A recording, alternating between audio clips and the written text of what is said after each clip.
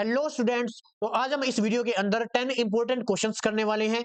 जो ये क्वेश्चंस हैं हमारे क्लास 11th की यूनिट 8 के होंगे, जो हमारी ऑर्गेनिक केमिस्ट्री की पहली ही यूनिट है। और जो ये क्वेश्चंस होंगे जो आज हम इस वीडियो के अंदर डील करने वाले हैं, ये बोर्ड के पॉइंट ऑफ व्यू से वेरी वेरी इंपॉर्टेंट होने वाले हैं। तो चलिए स्टार्ट करते हैं टाइम खराब न करते हुए। देखो भाई, जो हमारे नोट्स हैं वो हमारे टेलीग्राम चैनल पर अपलोड कर दिए गए हैं। तो जो हम इस वीडियो के अंदर क्वेश्चंस डील करेंगे, उनकी थ्योरी है वो आपको टेलीग्राम चैनल पर नोट्स के अंदर मिल जाएगी। तो आप हमारा वो टेलीग्राम चैनल विजिट कर सकते हैं। तो चलिए स्टार्ट करते हैं। देखो भाई, हमारा पहला क्वेश्चन है, describe cis and trans isomer, give example. हमें एग्जांपल के साथ बताना है कि हमारे पास जो सिस और ट्रांस आइसोमर है वो क्या होते हैं। देखो भाई, सोल्व कर लेते हैं हम सॉल्यूशन। इस तरफ हम लिख लेते हैं सिस आइसोमर और इस तरफ हम लिखते हैं ट्रांस आइसोमर। ठीक है। देखो भाई, जो इसकी थ्योरी है ये आपको नोट्स के अंदर मिलेगी। फॉर एग्जांपल, जैसे कार्बन है और डबल बॉन्ड है, कार्बन है, ये हमारे पास कोई भी एक ग्रुप है, ये हमारे पास कोई भी एक अदर ग्रुप है, बी।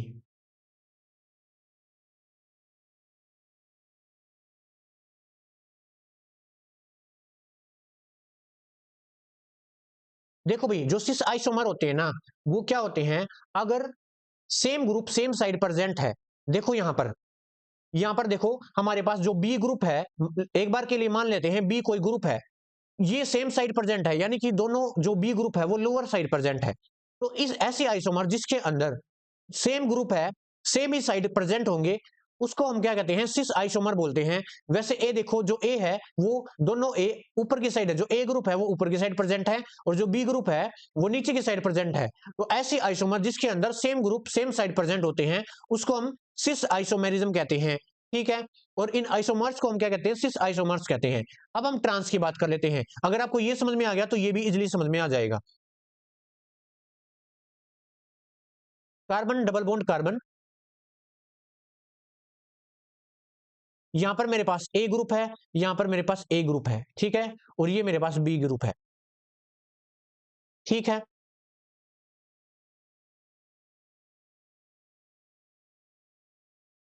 यहां पर देखो भाई, यहां पर देखो भाई, हमारे पास जो ए ग्रुप है वो डिफरेंट साइड प्रेजेंट है, और जो हमारे पास जो ए ग्रुप है वो डिफरेंट साइड प्रेजेंट है, यानी ए ग्रुप ऊपर प्रेजेंट है और ए ग्रुप नीचे प्रेजेंट है। वैसे ही जो बी ग्रुप है एक ऊपर प्रेजेंट है, यानी कि अपोजिट साइड प्रेजेंट है।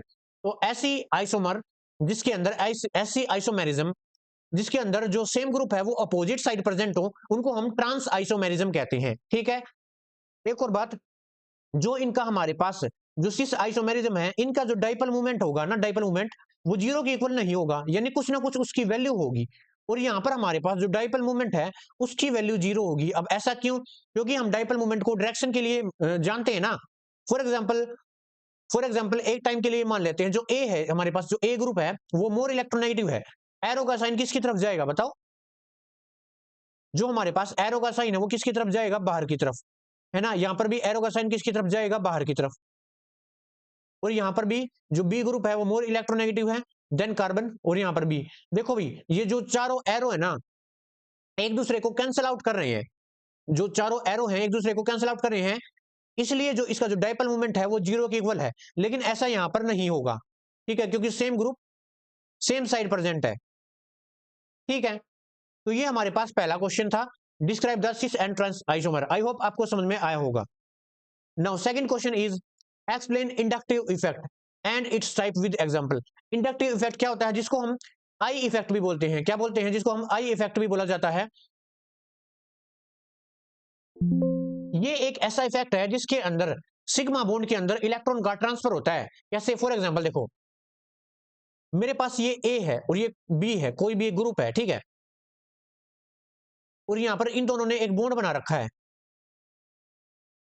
और हमारे पास जो बी है वो मोर इलेक्ट्रोनेगेटिव है, मोर इलेक्ट्रोनेगेटिव है बी। तो इलेक्ट्रॉन धीरे से इसकी तरफ शिफ्ट हो जाएंगे। फॉर एग्जांपल, हम यहाँ पे ऑर्गेनिक केमिस्ट्री की बात कर रहे हैं, तो ऑर्गेनिक केमिस्ट्री के रूप में हम इसको सोल्व करेंगे। सॉल्यूशन के अंदर क्या लिखेंगे? यहां पर क्या होता है, मान लिया ये मेरे पास कोई भी कार्बन की चेन है, कार्बन हमेशा 4 बॉन्ड बनाता है, ये आपको याद रखना है। ये हमारे पास कोई भी कार्बन की चेन है और यहां पर क्या हो रहा है, इनके बीच में सिग्मा बॉन्ड है। इनके बीच में ये कौन से बॉन्ड है बताओ, सिग्मा बॉन्ड है। ठीक है, ये हमारे पास सिग्मा बॉन्ड प्रेजेंट है। तो इनके अंदर जो इलेक्ट्रॉन है वो प्रेजेंट होंगे, इनके अंदर जो इलेक्ट्रॉन है वो प्रेजेंट होंगे, हम सबको पता है। तो क्या होगा, अगर हम इस कार्बन चेन पर इस हाइड्रोजन को हटाकर, देखो ये जो हाइड्रोजन है ना, इस हाइड्रोजन को हटाकर कोई भी मोर इलेक्ट्रोनेगेटिव ग्रुप लगा दे। फॉर एग्जाम्पल मैंने इस हाइड्रोजन को यहां से हटा दिया और इसकी जगह पर कोई मोर इलेक्ट्रोनेगेटिव एटम लगा दिया, फॉर एग्जाम्पल एक्स, कोई भी हेलोजन लगा दिया, जैसे कि ये एक्स की जगह पर क्या हो सकता है, यहां पर फ्लोरीन हो सकता है, क्लोरीन हो सकता है और ब्रोमीन हो सकता है और आयोडीन। ठीक है, ये हेलोजन्स है। अब जो ये एक्स है ये क्या करेगा, इसकी इलेक्ट्रोनेगेटिविटी क्या है भाई, हाई है, इसकी इलेक्ट्रोनेगेटिविटी हाई है। तो यहां पर जितने भी इलेक्ट्रॉन्स होंगे, इन बॉन्ड के अंदर जितने भी इलेक्ट्रॉन्स होंगे ये अपनी तरफ शिफ्ट करना चालू कर देगा, यानी इलेक्ट्रॉन को विड्रा करना स्टार्ट कर देगा इस बॉन्ड बॉन्ड के थ्रू अपनी तरफ। ठीक है, और जिससे क्या होगा, इन पर इलेक्ट्रॉन डेंसिटी कम होनी स्टार्ट हो जाएगी कार्बन के ऊपर, यानी इलेक्ट्रॉन का ट्रांसफर इसकी तरफ चलना स्टार्ट हो गया। जो हमारा हेलोजेंस है तो इसके ऊपर कैसा चार्ज आएगा, स्लाइटली पॉजिटिव चार्ज आएगा। इसके ऊपर और भी कम चार्ज आएगा, क्योंकि ये एक डिस्टेंस डिपेंडेंट इफेक्ट है। कहने का मतलब डिस्टेंस पर इफेक्ट करता है। देखो ये वाला जो कार्बन है ये इस हेलोजन से कितनी दूर है, अगर हम नंबरिंग करें 1 2 3 एंड 4, यानी 4 नंबर वाला कार्बन है ये इस हेलोजन से बहुत दूर है, तो इसका इफेक्ट बहुत कम लगेगा कंपैरिजन टू इस कार्बन नंबर 1, क्योंकि ये तो बहुत ही पास में प्रेजेंट है। तो इसके ऊपर बहुत ज्यादा पॉजिटिव चार्ज आएगा, इस पे थोड़ा सा कम पॉजिटिव चार्ज आएगा, इस पे स्लाइटली स्लाइटली स्लाइटली और भी कम चार्ज आएगा, और यहाँ पर और भी बहुत ही कम चार्ज आएगा। ठीक है, इनको ऐसे डिनोटेड किया जाता है। तो क्या हो रहा है इस इफेक्ट के अंदर क्या हो रहा है, यानी जो इलेक्ट्रॉन्स है उनका डिस्पर्सल हो रहा है थ्रू सिग्मा बॉन्ड, और किसकी तरफ हो रहा है, मोर इलेक्ट्रोनेगेटिव एटम की तरफ। अब कंडीशन ये है, क्या कंडीशन है, अब क्या पता यहां पर कोई लेस इलेक्ट्रोनेगेटिव एटम हो कार्बन से, यानी इलेक्ट्रॉन ले ही ना पाए, यानी इलेक्ट्रॉन डोनेटिंग वाला नेचर का हो। तो उसी के बेसिस पर इनको दो टाइप्स के अंदर डिवाइड किया गया है। एक तो हमारे पास कैसा होता है, एक तो हमारे पास होता है माइनस आई इफेक्ट, ठीक है, और दूसरा हमारे पास कैसा होता है, प्लस आई इफेक्ट। एक एक करके समझते हैं। मान लिया माइनस आई इफेक्ट के अंदर क्या होगा, जो मैंने समझाया था वही होगा। ये मेरे पास कार्बन की चेन है, ठीक है, और यहां पर कोई भी मोर इलेक्ट्रोनेगेटिव एटम जुड़ा हुआ है, तो ये इलेक्ट्रॉन को विड्रा करना चालू कर देगा इस कार्बन की चेन से। जो इलेक्ट्रॉन है वो शिफ्ट होना, यानी इलेक्ट्रॉन की डिस्पर्सल होना स्टार्ट हो जाएगा इसकी एक्स की तरफ। इस पर स्लाइटली नेगेटिव चार्ज होगा क्योंकि ये इलेक्ट्रॉन को लेगा, इस पर स्लाइटली पॉजिटिव चार्ज, इस पर और भी कम पॉजिटिव चार्ज होगा, और इस पर बिल्कुल ही कम पॉजिटिव चार्ज होगा। ठीक है, तो तो क्या हुआ, माइनस आई इफेक्ट के अंदर क्या होगा, हम कौन सा ग्रुप लगाते हैं यहां पर, मोर इलेक्ट्रोनेगेटिव। कौन सा ग्रुप लगाते हैं यहां पे, मोर इलेक्ट्रोनेगेटिव ग्रुप लगाया जाता है। ठीक है,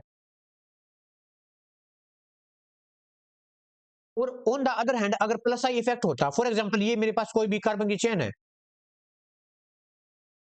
ठीक है, और यहां पर मैंने कोई भी ग्रुप लगा दिया वाई, और ये जब प्लस आई इफेक्ट शो करेगा तो इसका मतलब जो वाई है उसका नेचर होगा इलेक्ट्रॉन डोनेटिंग ग्रुप। ये जो इलेक्ट्रॉन होंगे ये शिफ्ट होना स्टार्ट हो जाएंगे इसकी तरफ, कार्बन चेन की तरफ। ठीक है, तो इस पर स्लाइटली पॉजिटिव चार्ज आएगा, यानी कि जो वाई है वो लेस इलेक्ट्रोनेगेटिव है, वाई है वो हमारे पास लेस इलेक्ट्रोनेगेटिव है ना। तो इन पर कैसा चार्ज आएगा, इस पर स्लाइटली नेगेटिव, और इस पर और भी कम नेगेटिव आएगा, और सबसे कम नेगेटिव चार्ज लास्ट वाले कार्बन पर आएगा। ठीक है, यहां पर इस पर, क्योंकि ये बहुत दूर है। एक और बात, जो हमारे पास जो इंडक्टिव इफेक्ट होता है वो डिस्टेंस डिपेंडेंट होता है, जैसा कि मैंने बताया था यहां पर। ठीक है, और ये एक परमानेंट इफेक्ट होता है। अब एग्जांपल करते हैं, फॉर एग्जांपल जैसे बेंजीन रिंग है, यहां पर मैंने कोई भी मोर इलेक्ट्रोनेगेटिव यानी इलेक्ट्रॉन विड्रॉइंग ग्रुप लगा दिया, तो अब ये क्या करेगा, यहां से इलेक्ट्रॉन का विड्रॉ करेगा, माइनस आई इफेक्ट शो करेगा, यानी इलेक्ट्रॉन को बेंजीन रिंग से निकाल कर ले जाएगा, और बेंजीन रिंग पर क्या हो जाएगा, इलेक्ट्रॉन की डेंसिटी कम हो जाएगी। ठीक है, जो इलेक्ट्रॉन की शिफ्टिंग है वो इस एक्स की तरफ चल पड़ेगी। ऑन द अदर हैंड इसका उल्टा ये है, अगर मैं कोई भी ग्रुप यहां पर लगा देता हूं बेंजीन रिंग के ऊपर, तो यहां पर क्या होगा, जो इलेक्ट्रॉन की शिफ्टिंग है वो किसकी तरफ चलेगी, बेंजीन रिंग की तरफ चलेगी, यानी प्लस आई इफेक्ट शो करेगा और बेंजीन रिंग पर इलेक्ट्रॉन डेंसिटी इंक्रीज हो जाएगी।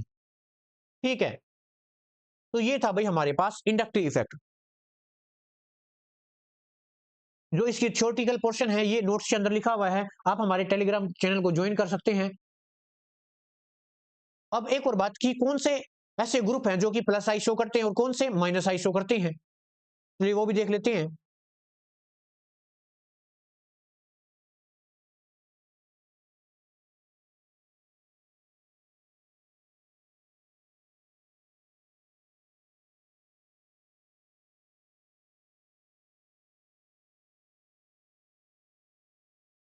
कुछ एग्जाम्पल है हमारे पास जो शो करते हैं माइनस आई इफेक्ट।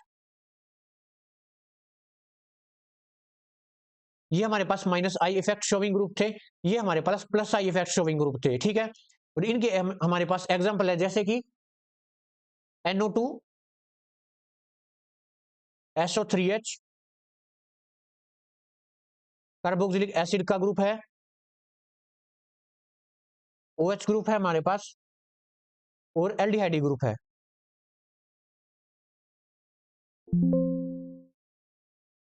और हमारे पास NH2।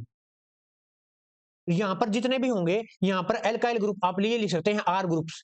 जनरली आप ऑर्गेनिक केमिस्ट्री में जो आर ग्रुप्स होंगे ना, वो सभी आपको प्लस आई इफेक्ट शो देखने को मिलेंगे। फॉर एग्जांपल जैसे कोई भी कार्बन की चेन होगी, जैसे CH3, ठीक है, CH3, CH2, CH2, ऐसे, तो जनरली ये क्या शो करेंगे, ये हमारे पास प्लस आई इफेक्ट शो करेंगे।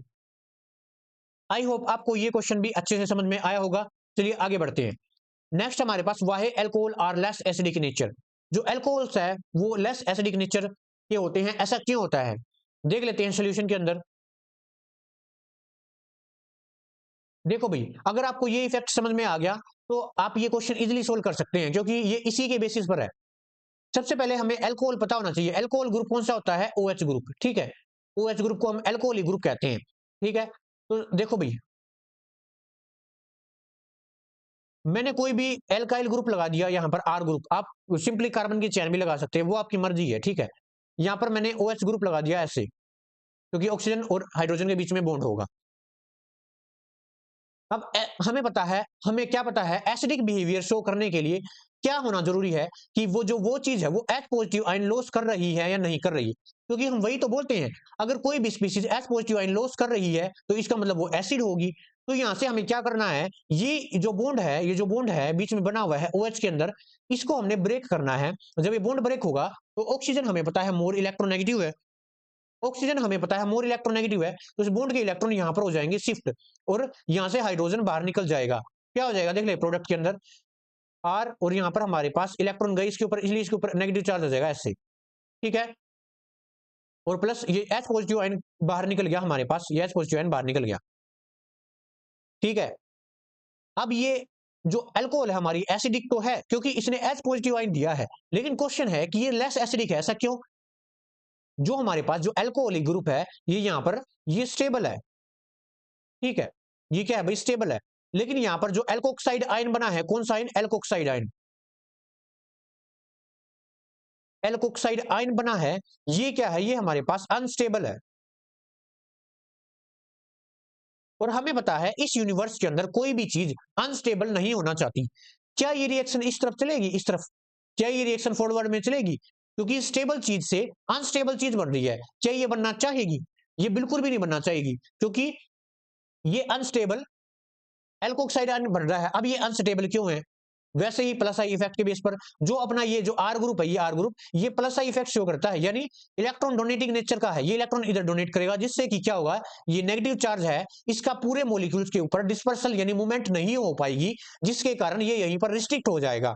और हमें पता है ऐसे कंपाउंड जिसके अंदर जो चार्ज है उसकी डिस्पर्सन नहीं हो पाते, उसका डिस्पर्सल नहीं हो पाता, ऐसे अनस्टेबल होते हैं। तो जो हम कह सकते हैं कि जो एल्कोक्साइड आयन है वो अनस्टेबल स्पीसीज है, इसलिए ये रिएक्शन जल्दी से नहीं चलेगी और जल्दी से H पॉजिटिव आयन रिलीज नहीं होगा। अगर जल्दी से H पॉजिटिव आयन रिलीज नहीं होगा तो हमारे पास जो एल्कोहल है वो लेस एसिडिक इन नेचर हो जाएगी। तो ये रीजन था भाई। आई होप आपको ये जो आंसर है ये, अच्छे से समझ में आया होगा। जो इसकी थ्योरी है वो नोट्स के अंदर आपको मिल जाएगी। चलिए आगे बढ़ते हैं। नेक्स्ट है हमारे पास, नेक्स्ट क्वेश्चन देख लेते हैं। Why fluoroacetic acid is more acidic than chloroacetic acid, ऐसा क्यों? तो सोल्यूशन देख लेते हैं भाई। देखो भाई, एक तरफ स्ट्रक्चर बनाते हैं फ्लोरोएसिटिक एसिड का, दूसरी तरफ क्लोरोएसिटिक एसिड का। एसिटिक एसिड किसको कहते हैं? कार्बोक्सिलिक एसिड को। यहां पर हम बना लेते हैं फ्लोरोएसिटिक एसिड,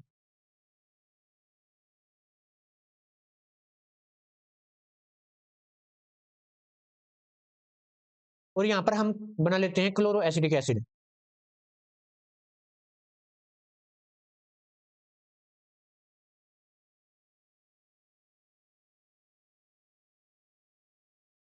देखो भाई, सबसे पहले एसिटिक एसिड का स्ट्रक्चर बनाओ, CH3। अब एसिडिक ग्रुप है तो एसिडिक ग्रुप लगा देंगे OH, ठीक है, ये लगा दिया। अब यहाँ पर फ्लोरो लगा हुआ है ना, देखो फ्लोरो, तो यहाँ पर हमें फ्लोरीन लगाना है एक H को हटाकर। तो यहाँ पर एक H को हटा देंगे यहाँ से, यहाँ पर 2 H बच जाएंगे, और यहाँ पर हम फ्लोरीन लगा देंगे इस तरफ, ठीक है। यहाँ पर सेम बात होगी, सिर्फ क्लोरीन आ जाएगा। ये है कार्बोक्सिलिक एसिड का ग्रुप, ठीक है। अब ध्यान से देखना, इन्हें कहा है कि एसिडिक नेचर, हमें पता है जो कि H पॉजिटिव आयन लॉस करते हैं वो एसिडिक नेचर के होते हैं। अब वही बात है, हमें यहाँ से बॉन्ड तोड़ना पड़ेगा, इसका भी यहाँ से बॉन्ड तोड़ना पड़ेगा। और हमें पता है जब ये बॉन्ड टूटेगा तो इसके इलेक्ट्रॉन ऑक्सीजन के पास जाएंगे, क्योंकि ये मोर इलेक्ट्रोनेगेटिव है। इसके पास भी यहाँ पर इलेक्ट्रॉन जाएंगे, तो हमारे पास क्या बन जाएगा, ध्यान से देखो।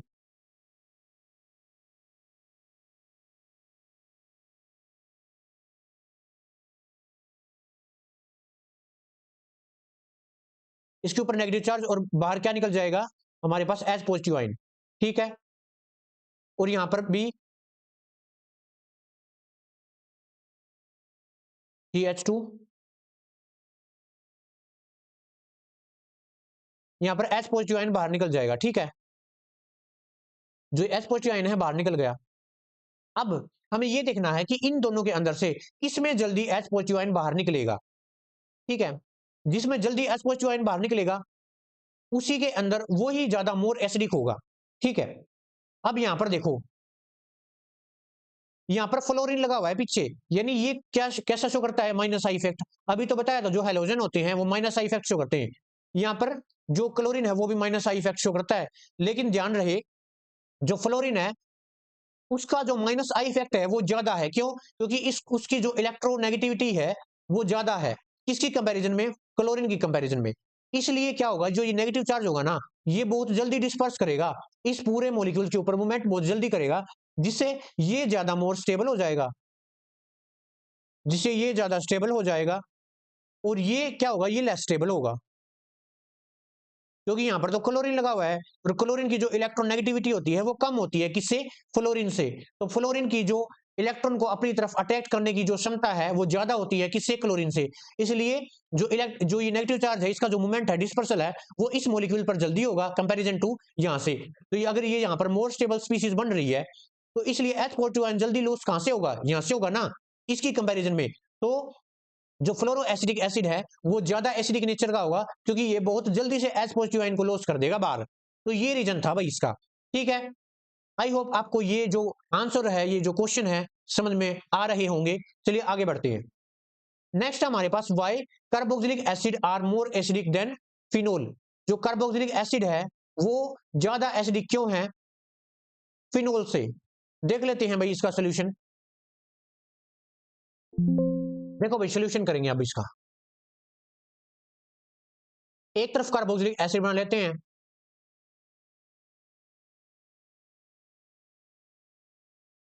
और दूसरी तरफ फिनोल। कार्बोक्सिलिक एसिडिक ग्रुप सबको पता है, C डबल बॉन्ड O, और यहां पर OH, और पीछे कोई भी कार्बन की चेन आप मर्जी से लगा सकते हैं, मैंने R लगा दिया। और यहाँ पर फिनोल होता है, बेंजीन के ऊपर अगर OH ग्रुप लगा दे उसको हम फिनोल बोलते हैं।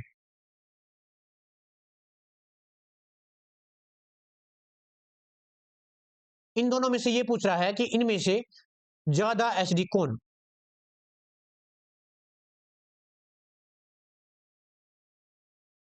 ध्यान से समझो।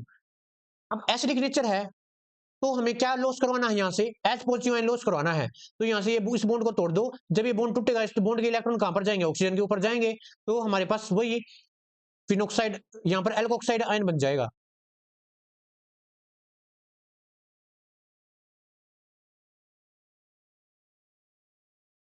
और यहाँ पर H पॉजिटिव आयन क्या हो गया, लॉस हो गया, यहाँ से बाहर निकल गया। और यहाँ पर क्या हो रहा है, यहाँ पर ये बॉन्ड तोड़ दो और इसके इलेक्ट्रॉन यहाँ पर चले गए और यहाँ पर हमारे पास फिनोक्साइड आयन बन गया। ये इसके ऊपर नेगेटिव चार्ज, इसको बोलते हैं एल्कोक्साइड आयन।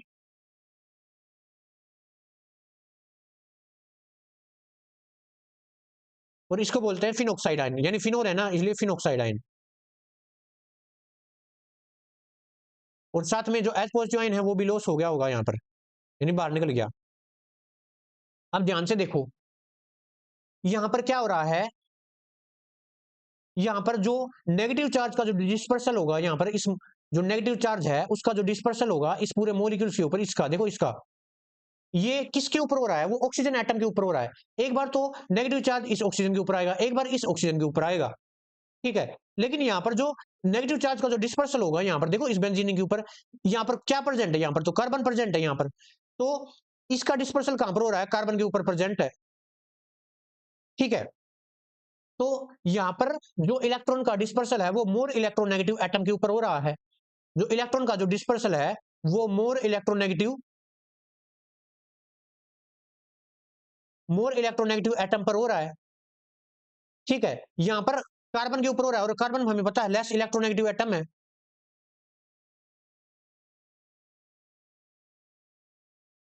तो हमें पता है अगर हमारे पास इलेक्ट्रॉन का डिस्पर्सल मोर इलेक्ट्रोनेगेटिव के ऊपर हो तो वो स्पीशीज ज्यादा स्टेबल बनती है, ठीक है। तो ये ज्यादा स्टेबल हो जाएगी। तो जो हमारे पास एल्कोक्साइड आयन होगा वो ज्यादा स्टेबल होगा, इसकी कंपैरिजन में फिनोक्साइड आयन ये हमारे पास लेस स्टेबल होगा। तो अगर ये ज्यादा स्टेबल स्पीशीज बन रही है तो जल्दी से H पॉजिटिव आयन ये लॉस करेगा, अगर जल्दी से ये H पॉजिटिव आयन ये लॉस करेगा तो क्या होगा, ये मोर एसिडिक होगा, किसकी कंपैरिजन में, फिनोल की कंपैरिजन में। और वही क्वेश्चन में पूछा गया है कि कार्बोक्सिलिक एसिड है वो मोर एसिडिक क्यों है फिनोल से, क्योंकि इसके अंदर ज्यादा स्टेबल एल्कोक्साइड आयन बन रहा है, इसके अंदर लेस स्टेबल फिनोक्साइड बन रहा है, क्योंकि यहाँ पर इलेक्ट्रॉन का जो डिस्पर्सल है, नेगेटिव चार्ज का जो मूवमेंट है वो मोर इलेक्ट्रोनेगेटिव ऑक्सीजन एटम पर हो रहा है, लेकिन यहाँ पर तो कार्बन के ऊपर हो रहा है। और हमें पता है अगर इलेक्ट्रॉन का जो मूवमेंट है यानी नेगेटिव चार्ज का ये मूवमेंट है अगर मोर इलेक्ट्रोनेगेटिव एटम पर हो तो ज्यादा स्टेबल कंपाउंड्स बनता है, किसकी कंपैरिजन में, लेस इलेक्ट्रोनेगेटिव की कंपैरिजन में। इसलिए कार्बोक्सिलिक एसिड है वो ज्यादा एसिडिक होगा, किसकी कंपैरिजन में, फिनोल की कंपैरिजन में। तो ये हमारे पास क्वेश्चन था। आई होप आई होप आपको यहां पर समझ में आया होगा ये क्वेश्चन। आगे बढ़ते हैं, describe primary secondary and tertiary carbocations, give example या विद एग्जांपल। हमें एग्जांपल के साथ सोल्व करना है कि प्राइमरी सेकेंडरी और टर्सरी कार्बोकेटाइंस होते क्या है। देखो भाई, जब भी हमारे पास क्या होता है, कोई भी कार्बन एटम है उसके ऊपर हमारे पास पॉजिटिव चार्ज आ जाता है, उसको क्या बोला जाता है, कार्बोकेटाइन। उसको क्या बोला जाता है, हमारे पास कार्बोकेटाइन बोला जाता है,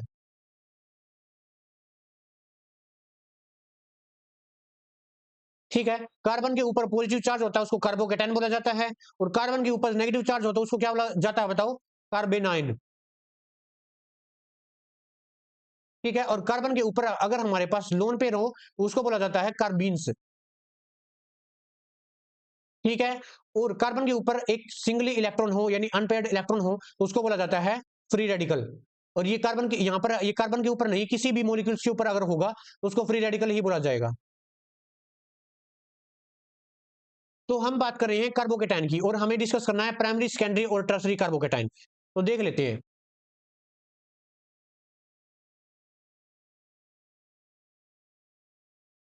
अगर हमारे पास कार्बन के ऊपर पॉजिटिव चार्ज है, अगर हमारे पास कार्बन के ऊपर पॉजिटिव चार्ज है और वो सभी जगह से हाइड्रोजन से जुड़ा हुआ है, हाइड्रोजन से जुड़ा हुआ है, तो उसको बोलेंगे प्राइमरी, उसको बोलेंगे primary carbocation.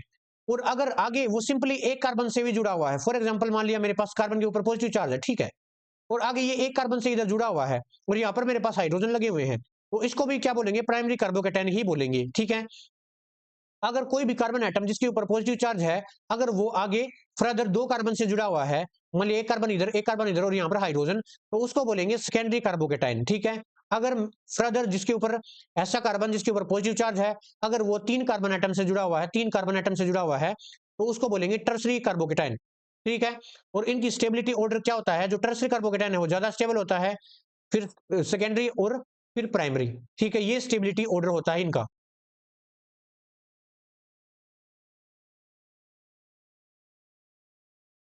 Stability order, for example जैसे मेरे पास ये है CH2, CH3, CH2 और यहां पर मेरे पास है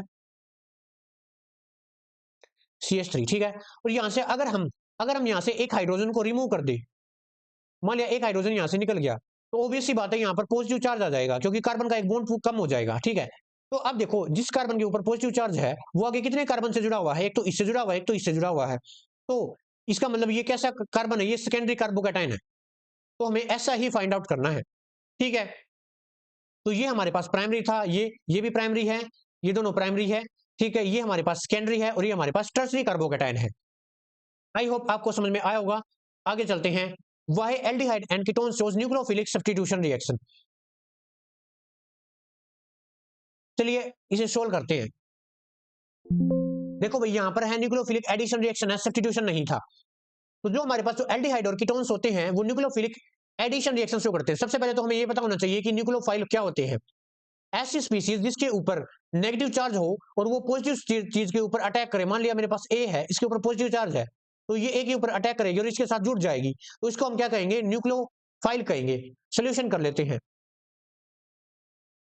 अब एल्डिहाइड क्या होते हैं, मान लिया कोई भी मेरे पास आर ग्रुप है और यहां पर अगर ये है CHO ग्रुप है, CHO, इसको बोलते हैं एल्डिहाइड ग्रुप। अगर कीटोन की बात करें तो कीटोन के अंदर सिंपली क्या आ जाता है, CO ग्रुप आ जाता है यहां पर, ठीक है। तो ये पूछ रहा है कि जो एल्डिहाइड और कीटोन्स है वो न्यूक्लियोफिलिक एडिशन रिएक्शन शो क्यों करते हैं। तो इसका मेन रीजन ये है कि देखो भाई, जो कार्बोनाइल ये है हमारे पास है CO, इसको क्या बोलते हैं, कार्बोनाइल ग्रुप। क्या बोला जाता है भाई, इसको कार्बोनाइल ग्रुप बोला जाता है। मैंने क्या बोला अभी, जो हमारे पास जो CO होता है, जो CO, इसको क्या बोला जाता है, इसको कार्बोनाइल ग्रुप बोला जाता है, ठीक है। और ये दोनों के अंदर प्रेजेंट है, देखो ये कीटोन के अंदर भी प्रेजेंट है और ये एल्डिहाइड के अंदर भी प्रेजेंट है। अब इसके अंदर होता क्या है, ऑक्सीजन और कार्बन के अंदर इलेक्ट्रोनेगेटिविटी का डिफरेंस है। मतलब ऑक्सीजन है वो मोर इलेक्ट्रोनेगेटिव है देन कार्बन, और यहाँ पर एक पाई बॉन्ड है और एक सिग्मा बॉन्ड है। यहाँ पर भी क्या होगा, एक पाई बॉन्ड है और यहाँ पर एक सिग्मा बॉन्ड है। और हमें पता है जो पाई बॉन्ड है वो वीक होगा, तो पाई बॉन्ड वीक होगा तो उसके जो इलेक्ट्रॉन है वो यहाँ पर शिफ्ट हो जाएंगे, जिससे क्या होगा, जो ऑक्सीजन है उस पर कैसा चार्ज आ जाएगा, ऑक्सीजन है उस पर नेगेटिव चार्ज आ जाएगा और इस पर आ जाएगा पॉजिटिव चार्ज, ठीक है, कार्बन पर। तो यहाँ पर भी क्या होगा, यहाँ पर इलेक्ट्रॉन की शिफ्टिंग है वो यहाँ पर हो जाएगी और ऑक्सीजन के ऊपर कैसा चार्ज आ जाएगा, नेगेटिव चार्ज, और इस पर हमारे पास पॉजिटिव चार्ज आ जाएगा। तो आने वाली जो स्पीसीज है बाहर से, जिसको हम क्या बोल रहे हैं, इलेक्ट्रोफाइल बोल रहे हैं, जिसको हम न्यूक्लियोफाइल, मान लिया ये न्यूक्लियोफाइल है जिसके ऊपर नेगेटिव चार्ज है, तो ये स्पीसीज कहां पर अटैक करेगी, बताओ कहां पॉसिबिलिटी है, ओबीसी बात है, इस कार्बोकेटाइन के ऊपर अटैक करेगी। यहाँ पर भी जो नया न्यूक्लियोफाइल है, आने वाला जो न्यूक्लियोफाइल है वो कहां पर अटैक करेगा, इसके ऊपर करेगा। और ये सिंपली जब इसके ऊपर अटैक करेगा, ये सिंपली प्रोडक्ट के अंदर इसके साथ जुड़ जाएगा, देखो ऐसे यहाँ पे नीचे आके जुड़ जाएगा ऐसे, ठीक है। और यहाँ पर क्या होगा, यहाँ पर नीचे आके जुड़ जाएगा, ठीक है। तो देखो, न्यूक्लियोफाइल है, न्यूक्लियोफाइल ने कार्बोकेटाइन के ऊपर अटैक किया है और सिंपली आकर वो ऐड हो गया है, तो हम ये कह सकते हैं कि जो एल्डिहाइड और कीटोन है वो न्यूक्लियोफिलिक एडिशन रिएक्शन शो करते हैं, ठीक है। आई होप आपको ये जो क्वेश्चन है समझ में आया होगा। चलिए आगे बढ़ते हैं। नेक्स्ट है हमारे पास एक्सप्लेन बीटा एलिमिनेशन रिएक्शन। हमें बीटा एलिमिनेशन रिएक्शन शो मतलब हमें ये बताना है कि जो बीटा एलिमिनेशन रिएक्शन है वो क्या होती है। सोल्यूशन के अंदर देख लेते हैं। सबसे पहले तो हमें ये पता होना चाहिए कि बीटा पोजीशन होती कौन सी है। देखो भाई, मेरे पास ये कोई भी एक कार्बन की चेन है और ये मान लिया यहां पर कोई भी ग्रुप जुड़ा हुआ है, फंक्शनल ग्रुप, यहां पर हाइड्रोजन लगे हुए हैं,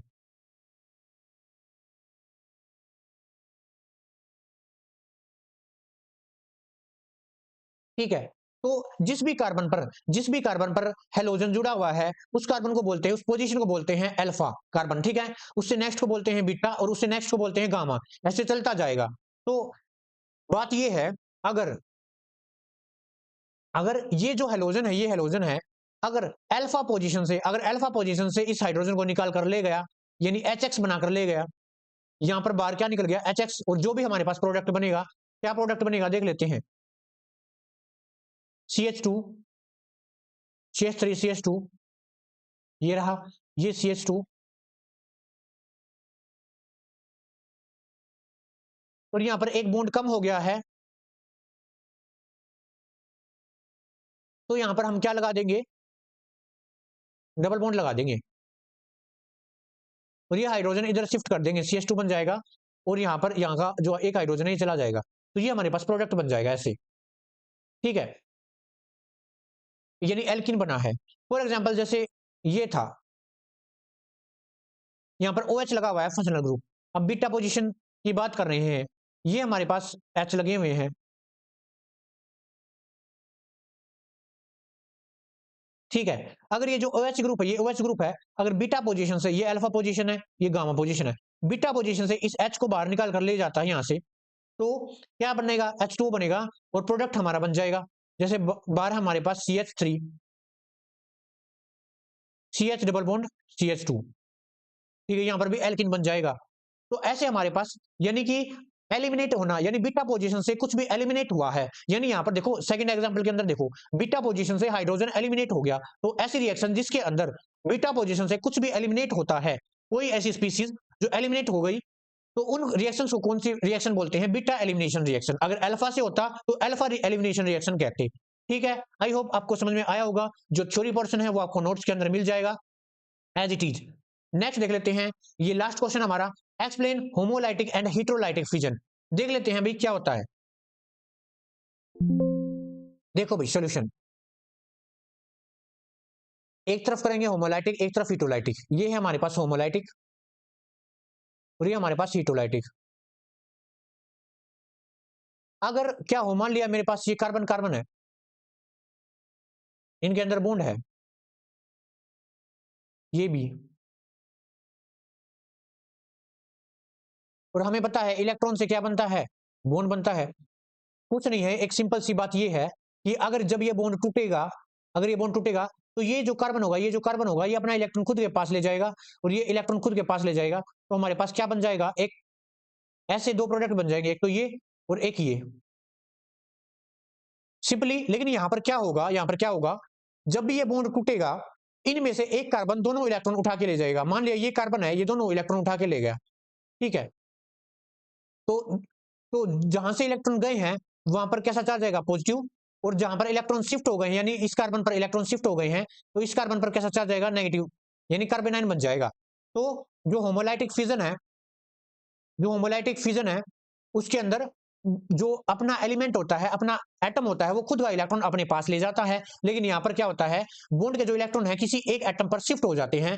जो हेटेरोलाइटिक फिजन है उसके अंदर जो प्रोडक्ट है वो कार्बोकेटाइन और कार्बोनाइन बनते हैं। लेकिन जो होमोलाइटिक है उसके अंदर दोनों ही प्रोडक्ट फ्री रेडिकल बनते हैं, इनको फ्री रेडिकल बोला जाता है। और जो होमोलाइटिक फिजन है ये लाइट की प्रेजेंस में होती है और ये हीट की प्रेजेंस में होती है, ये आपको याद रखना है, ठीक है।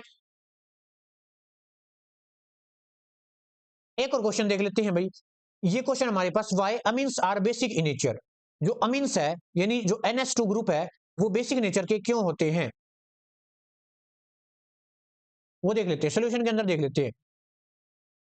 मान लिया मेरे पास, देखो भाई ऐसे सिंपल वर्डों में समझा देता हूं मैं। ये मेरे पास है अमोनिया,